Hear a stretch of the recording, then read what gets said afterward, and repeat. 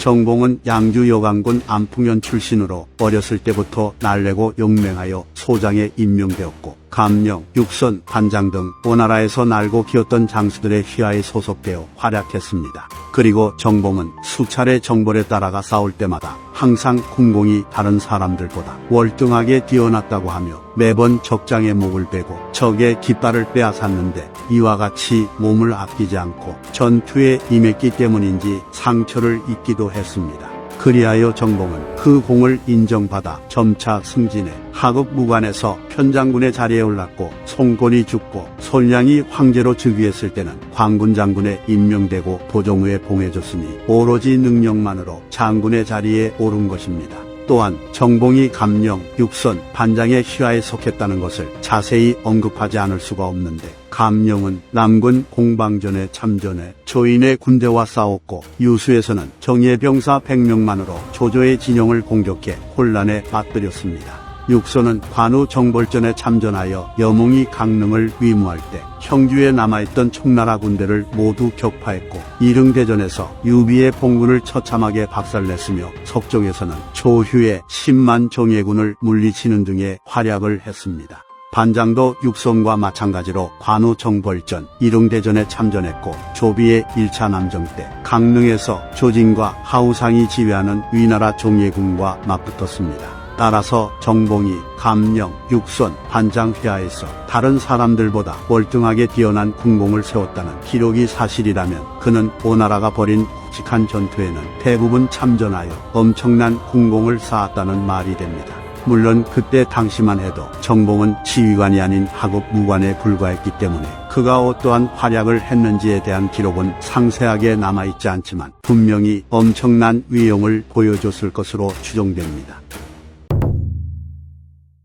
제갈각이 동웅에 큰 제방을 만들어 성을 쌓고 도발을 하자 위나라에서는 이를 치욕스럽게 여겨 제갈탄과 호준에게 7만 명의 병사를 주어 동웅을 공격하도록 했고 이에 제갈각은 정봉, 당자, 여고, 유찬 등을 선봉으로 삼아 먼저 지원군으로 보냅니다. 그런데 다른 장수들은 제갈각의 봉군이 와야 위나라를 상대할 수 있다고 생각했는지 아니면 상대를 얕봤는지는 몰라도 적들이 태부가 직접 온다는 소식을 들었으니 태부의 봉군이 상륙하면 반드시 도망쳐 달아날 것이요 라고 말합니다. 하지만 오직 정봉만이 홀로 그렇지 않소. 저들은 그들의 나라 안을 움직여 호도와 낙양의 병사들을 크게 일으켜 남김없이 이끌고 왔으니 반드시 이미 정해놓은 계책이 있을 것이므로 어찌 헛되이 돌아가겠소. 적이 도망칠 것을 믿지 말고 나를 믿으면 이길 수 있어 라고 주장합니다. 그래서 제갈각의 봉군이 상륙하자 정봉은 당자, 여고, 유찬 등과 함께 산을 따라 서쪽으로 올라갔는데 다른 장수들의 진군 속도가 느렸기 때문에 정봉은 장수들에게 지금 여러 군대의 행군이 느리니 만약 적들이 유리한 장소를 점거하고 있다면 서로 맞붙어 싸우는 것도 어려울 것이요 라고 말하고는 자신 휘하에 있는 3,000명만을 이끌고 빠른 속도로 진격해 나갑니다. 그리하여 정봉은 2일 만에 서당 지역을 점거하는 데 성공하여 적진을 파악할 수 있었고 적장들이 성대한 연회를 열고 방심을 하며 제대로 된 대비를 하지 않고 있다는 사실을 알게 됩니다. 이에 정봉은 부하들에게 후작에 봉해지는 표창을 받는 날이 바로 오늘이로구나 라고 외치고는 병사들로 하여금 갑옷과 쓰고 있던 투구를 벗고 길이가 짧은 병기만을 소지한 채 진격하도록 합니다. 당시 위나라의 장수와 병사들은 정봉의 군대의 모습을 보고는 비웃으며 방비를 하지 않았는데 정봉은 이 틈을 타 병사들에게 돌격 명령을 내려 위나라 군대의 전방에 있던 진영들을 크게 격파합니다. 게다가 후방에서 여고 등의 후속 부대가 도착하여 오나라의 대대적인 공격이 시작되자 위나라 군대는 결국 패조합니다. 정봉은 앞서 스스로 자기를 받을 것을 예언했는데 실제로 그는 동흥 전투에서 세운 공으로 멸구 장군으로 승진하고 도양 후에 자기를 받습니다. 참고로 이때 오나라가 쟁취한 승리는 위나라가 겪은 최악의 참패 중 하나이고 전투에서 오나라 군대가 승기를 잡을 수 있었던 것은 정봉의 빠른 결단력 덕분이었으니 지휘관은 제갈각이었지만 정봉의 공이 가장 크다고 볼 수 있겠습니다. 오봉 2년 관구공과 문음이 반란을 일으켰기에 오나라 대장군 손주는 그 틈을 타 여고, 유찬, 정봉 등을 인솔해 수춘을 엄습했으나 군대가 동흥에 이르렀을 때 문음 등이 패배했다는 소식이 들려왔고 이후 제갈탄의 군대가 수춘으로 진입하자 손주는 곧바로 정군에게 퇴각을 명합니다. 그런데 군대는 본디 퇴각할 때가 가장 취약한 법이기에 제갈탄은 그 틈을 놓치지 않고 추격군을 보내 오나라 군대의 후방을 공격했고 이로 인해 오나라 장수인 유찬, 손릉 등이 제갈탄의 별장인 장반에게 패하여 모두 죽임을 당합니다. 마찬가지로 정봉 등도 추격해온 위나라 장군 조진의 군대와 조하여 전투를 치렀는데 이때 정봉이 말을 타고 모를 손에 쥔 채로 적의 대열 안으로 돌입해 수백 명의 목을 빼는 무위를 보여주며 오히려 조진의 군대를 패퇴시켰으니 오직 정봉만이 위나라의 추격군과 맞서 승리를 거뒀습니다. 태평원년 권세를 쥐고 있던 손준이 죽으면서 자신의 사촌 동생인 손침에게 권력을 이양했는데 표기장군 여고, 위장군 등륜 등은 아무것도 아닌 존재였던 손침이 단지 손준의 사촌 동생이라는 이유만으로 손준의 자리를 잇게 되자 매우 분노했습니다. 그래서 여고는 군대를 이끌고 진격해 손침을 정벌하려 했고 등륜도 이에 동의하였으며 실제로 여고 이외에 문음, 당자 등의 장수들도 등륜을 승상으로 임명해야 한다고 표를 올린 것으로 봐서는 군부 또한 여고와 등륜을 지지했던 것 같습니다. 하지만 손침은 만만한 상대가 아니었기에 그는 등륜을 대사마로 임명해 회유하려 했고 천자의 명이라 하여 문음, 당자로 하여금 여고를 공격하도록 했으며 후속으로 정봉 등을 파견해 여고를 공격합니다. 그리하여 여고는 고립되어 자살하였고 등륜도 손침의 회유를 거부하고 맞서다 죽게 되었으니 손침은 라이벌들을 제거하며 자신의 입지를 단단히 구축하는 데 성공합니다. 태평 2년 제갈탄이 수춘에서 난을 일으켜 오나라에 투항을 하자 손침은 주위와 당자 등을 파견해 제갈탄을 구원하도록 했고 다시 정봉 등을 지원군으로 보냅니다. 그래서 정봉은 여장에 주둔한 뒤 위나라 군대와 힘을 다해 싸웠으나 제갈탄과 오나라의 연합군은 결국 위나라 군대에게 크게 패합니다. 그래서 이 전투를 통해 오나라는 큰 굴욕을 당하게 되었고 이로 인해 오나라에서 손침을 원망하지 않는 사람이 없을 정도로 손침의 인기는 최악으로 치닫습니다. 상황이 이렇게 되자 평소에 손침을 혐오하고 있었던 황제 손량은 공주 손노반, 태상 전상, 장군 유승과 함께 손침을 죽일 것을 의논했는데 이 모의가 누설되는 바람에 손침은 야밤에 군대를 인솔해 전상을 체포하고 유승을 죽인 뒤 손량을 폐위시킵니다. 손량의 뒤를 이어 손유가 황제의 자리에 올랐는데 당연히 손유도 권세를 쥐고 흔드는 손침을 좋게 볼 수가 없었고 그가 반역을 일으키려 한다는 소문까지 들렸기에 손유는 측근인 장포와 상의를 하여 손침을 죽일 계획을 세웁니다.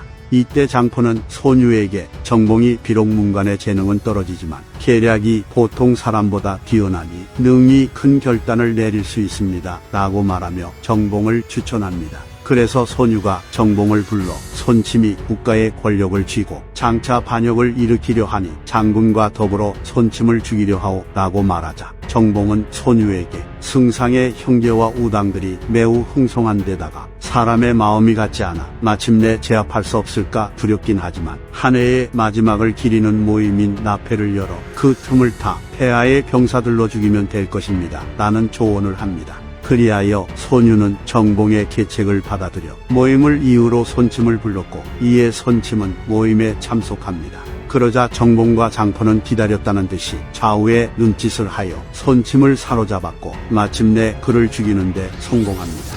정봉은 이 공으로 대장군으로 승진하고 좌우도의 직책이 더해지는 영광을 얻습니다.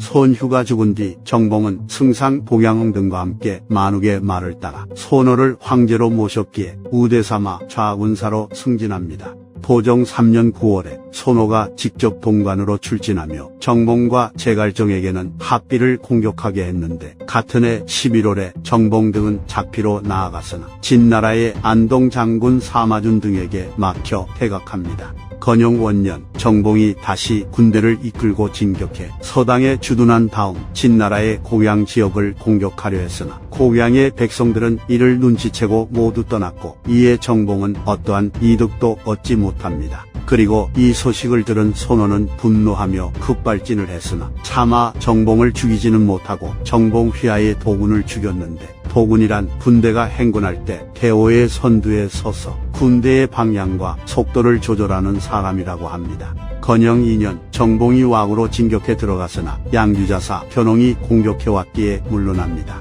건영 3년 정봉은 눈을 감았는데 앞선 기록들을 봤을 때 그는 죽기 직전까지 전장터에 있으며 원나라를 위해 싸웠습니다. 정봉은 공이 있어 귀하게 여겨졌으나 점점 교만해지고 자신의 공을 자부하게 되어 혹 그를 비방하는 사람이 있었기에 손원은 이전에 그가 출근했던 일을 추궁하여 정봉의 집안을 인천 지역으로 귀양 보냅니다. 영안 6년 총나라가 위나라의 공격으로 인해 위험에 처하자 정봉은 여러 군대를 인솔해 수춘으로 향했는데, 이는 위나라의 시선을 분산시켜 촉을 구원하는 형세를 취하기 위함이었으나 총나라는 결국 망했고 이에 정봉은 군대를 이끌고 물러납니다. 정봉은 뛰어난 무력과 용맹함으로 유명하지만 앞서 나왔듯이 장포에게 뛰어난 계략을 가졌다는 평가를 받았고, 실제로 그가 전쟁터에서 보여주는 영민함과 그가 제안한 선침 암살 계획을 보면 그가 무력뿐만이 아니라 뛰어난 지모도 갖추었다는 점을 알 수 있습니다. 그리고 정봉의 뛰어난 지략을 증명해주는 일화가 하나 더 있는데 바로 진나라 장수 서포와 관련된 이야기입니다.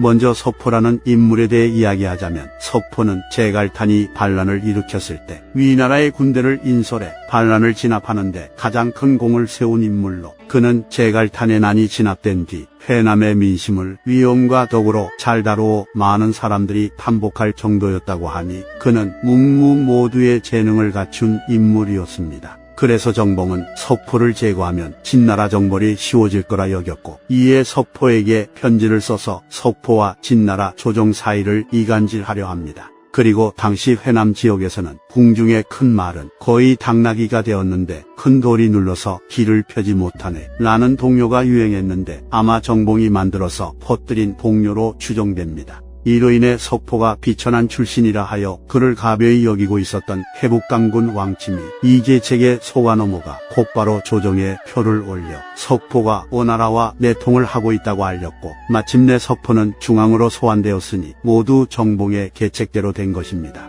육성과 같은 일적이자 원나라의 중신인 육계는 손호가 폭군이라는 것을 알아챈 뒤 대사마 정봉 등과 함께 논의를 하여 손호가 종묘에 참배를 하는 틈을 노려서 손호를 폐위시키고 손유의 아들을 황제로 세우려 합니다. 그리고 이때 좌장군 유평이 손호를 호위하는 병사들을 이끌게 되었기에 육계는 유평에게 손호를 폐위시키는 일을 몰래 이야기했으나 유평은 거절합니다. 그러나 유평도 손호를 좋게 보지는 않았는지 비밀을 누설하지 않겠다고 맹세를 해줬기에 육계는 할 수 없이 계획을 중단시킵니다. 또한 오록에 따르면 정봉과 유평의 사이가 나빴기 때문에 손호를 폐위시키는 계획이 실패로 돌아갔다고 합니다. 이상 삼국지 인물열전 정봉편 마치겠습니다. 시청해주신 휴머님들께 감사드립니다.